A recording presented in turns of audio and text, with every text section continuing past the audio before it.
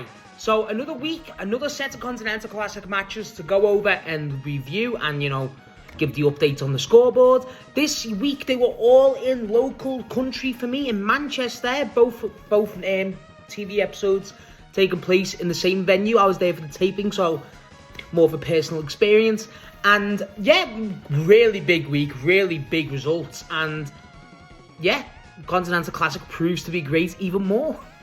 Our first match this week was in the Blue League on AEW Dynamite in Manchester.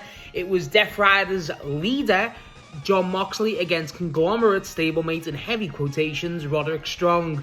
Now, Jon Moxley, known for his losing streak as of late, not as usual perseverance, but Roderick Strong that won on 0 points completely at this point in the tournament. The match was great. Roderick Strong was taking his stablemate and good friend, longtime friend Kyle O'Reilly, who Roderick Strong has confirmed to be replacing in the tournament this year. A tactic of beating Jon Moxley with his, instead of an ankle lock, he was going for the stronghold. Jon Moxley was, however, there to persevere, landing a brutal-looking cutter after a lot of pain caused by Roderick Strong and hitting the Death Rider, getting the win. Jon Moxley moves up to 6 points in the Blue League after this, and Roderick Strong, the only person in the tournament in the Blue League to have 0 points. Our second match of the night was in the Gold League, with Gold League standout of the entire tournament, to be perfectly honest, Kyle Fletcher versus Jon Moxley's Death Rider's stablemate, Pac.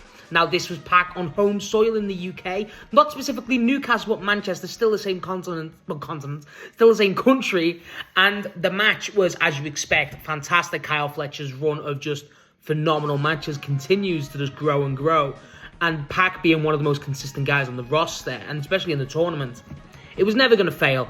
And the match, the amount of speed that was displayed in this match was incredible. Pac specifically showing the control, but Kyle Fletcher not going down lightly.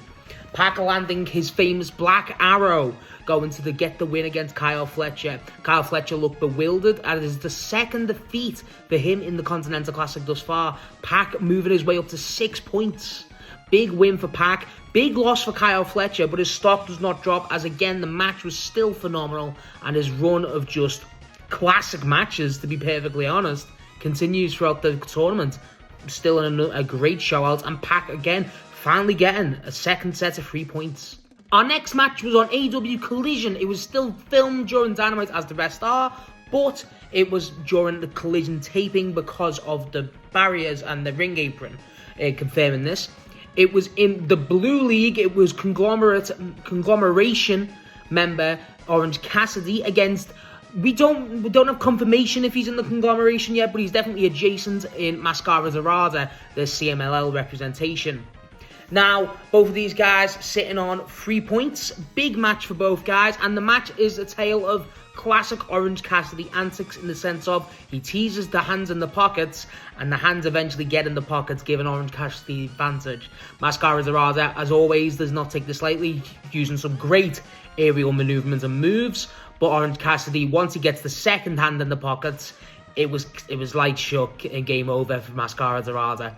Orange Cassidy gets the win. There was respect shown between the two guys. No animosity. Again, both a conglomeration adjacent. But Orange Cassidy moves up to 6 points. My Mascara Dorada, the CMLL representation for this tournament, still sits on 3 points. Our second match of Collision, it takes place in the Gold League. This takes place between Jet Speed member Speedball Mike Bailey and Darby Allin's replacements in the tournament, Jungle Jack Perry. Both guys are in a tag team most of this year. They do a lot of tag team competition. Speedball with Jet Speed and Jack Perry with Jurassic Express. Jurassic Express being the longer form team, but both guys having a ridiculous status and record in single competition. Again, Jack Perry on 0 points due to carrying over Darby Allin's loss and also his own loss last week. Now, Jack Perry is a great match for Speedball because both guys are really good technicians in the ring. The match was a great showcase of both guys. There was a lot of aggression shown in terms of the amount of attacks and, just the intensity of each other just going at it. Jack Perry showing how good he is as a technical wrestler, getting out some good counters, and honestly, handling Speedball's speed, because that is obviously his main trait. The guy is so aggressive and so persistent with his press.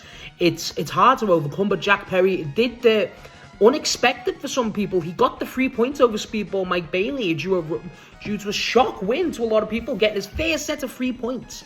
After the match, Luchasaurus, Jurassic Express member with Jack Perry, come out and gave Speedball a Christmas gift before giving more gifts to the audience, showing that there was respect shown as they both lift each other's hands and showing there was no animosity.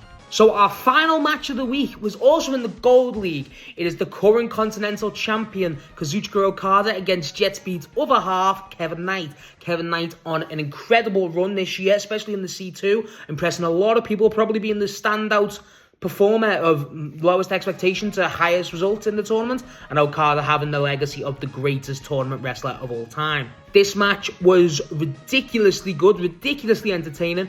Okada showing his age, frankly, against a young, up-and-coming and honestly ever-present Kevin Knight. Kevin Knight using his aerial abilities and just his overall athleticism to get out the way of some of Okada's attacks, countering the Rainmaker, which is a huge deal because the amount of intimidation that move can provide to counter that with such confidence at such a young age is impressive enough. Kevin Knight gets the big shock upset win against Kazuchika Okada via a roll-up pin. This guy is incredible. Again, one of the most standout performers of the entire tournament and all of AEW's roster this year. And this means Kevin Knight has now got 6 points. This is another loss for Kazuchika Okada, who him and his stablemate's leader, Don Callis, look kind of bewildered. That was all the matches for this week. Again, some entertaining matches. Kevin Knight versus Kazuchika Okada and Pac versus Kyle Fletcher being the standouts for me personally. I'm going to put the standings up now for the Blue League. The Blue League looking really tasty for the neutral watcher. The big story there is obviously Konosuke Takeshita and Claudio Castagnoli, the IWGP champion, the CMLL World Heavyweight champion, both sitting on 7 points after their thrilling draw last week. The other thing to note about the Blue League is that Roderick Strong is the only person in the entire tournament to still be on 0 points. As we switch over to the Gold League is where most of the action anticipation is happening. It is a 5-way tie with multiple competitors on 6 points. The only one not being on those six points is Jungle Jack Perry due to a late start and carrying over Darby Allin's previous loss. But the Gold League is getting ridiculously tight, ridiculously entertaining. Next week being the last week of the tournament competition, so a lot of people will be pulling double duty, but also a lot of 1v1 matches that will decide if they're going through directly or not. There's not a lot of time for error and a lot of place for error at this point in the tournament, and things are going to get really, really interesting. What is your thoughts on the tournaments? What was your favourite match of the previous week? Were you there to watch it during Manchester's taping? Or did you watch it on TV just finishing on Collision this evening? I will be back next week to discuss our final tournament week of the Continental Classic. And again, let me know your predictions for next week and the entire tournament as a whole in the comments below.